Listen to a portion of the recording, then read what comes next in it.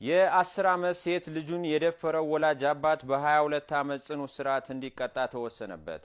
ዋና ሳጅን ጤናው ፈጠነ አባት የገዛ የአብራኩ ከፋይ የሆነችው የ10 ዓመት ሴት ልጁ ላይ ያስገድዶ መድፈር ወንጀሉን የፈጸመው በአዲስ ከተማ ክፍለ ከተማ ወረዳ 6 ልዩ ቦታው ጮበረንዳ ተብሎ በሚጠራው አካባቢ በሚገኝ መኖሪያ ቤት ውስጥ ነው። በእህቱ ቤት ውስጥ የገዛ ልጁን አስገድዶ የደፈረው ተከሳሽ የግል ተበዳይ ለቤተሰቦቿ በሰጠችው ጥቆማ በቁጥጥር ስር ውሎ በእስራት መቀጣቱን በአዲስ ከተማ ክፍለ ከተማ ፖሊስ መምሪያ የሴቶችና ህጻናት ወንጀል መርማሪ ዋና ሳጅን ጌጤ ሙሉ ገልጸዋል። ወንጀል የፈጸመው ወላጅ አባቷ ነው።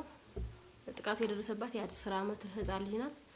ከእናቷ ጋር ተጣልተው ባሉበት ሰዓት ቤተሰብ ላሳይሽ ብሎ ወደ ክፍለ ሀገር ይዟት ሄደ። ክፍለ ሀገር ይዞ ከሄደ በኋላ ከተመለሰ በኋላ ከእህቱ ቤት ይህን ድርጊት ፈጸመባት። ከፈጸመባት በኋላ ለቤተሰብ መለሰ፣ ለእናትየው ሰጣት። እናትየው ደግሞ ይዛ ያለች ገሏን ስታት ምናምን ነገር የሆነ ፈሳሽ ነገር አየች።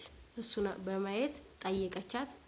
ስትጠይቃት ያው ከብዙ እንትን በኋላ ነገረቻት አባቷ እንደፈጸመባት ማለት ነው። እሷም ወደኛ ይዛ መጣች። እኛም ወደ ህክምና ላክናት። ህክምና ካላክነ በኋላ የምርመራ መዝገባችንን እያጣራን ቆየን። የተከሳሽን ጥፋተኝነት በሰውና በሰነድ ማስረጃ ያረጋገጠው የፌዴራል የመጀመሪያ ደረጃ ፍርድ ቤት አዲስ ከተማ 6ኛ ወንጀል ችሎት ተከሳሽ በ22 ዓመት ጽኑ እስራት እንዲቀጣ ውሳኔ አስተላልፈዋል።